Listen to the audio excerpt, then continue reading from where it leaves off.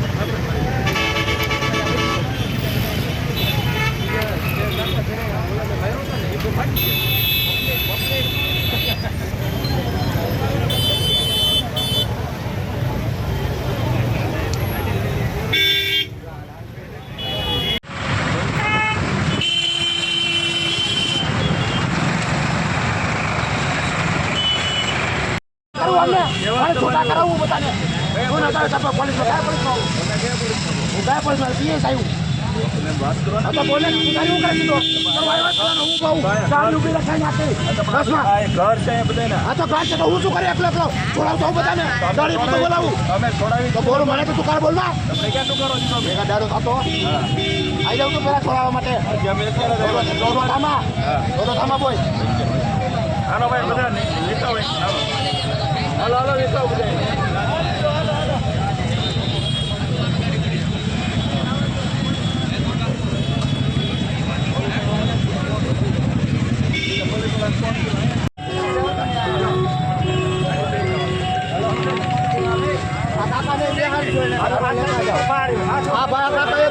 છોકરાને લેતા જાજો આ ભાઈને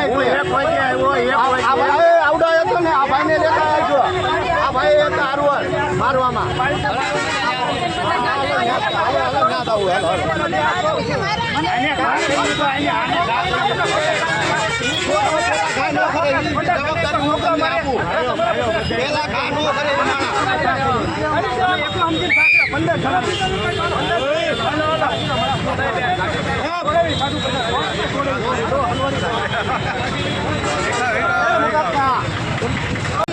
ફોન નથી મારતો ને તલ્લો માર્યો ને કઈ ગાડી હતી એની પાસે?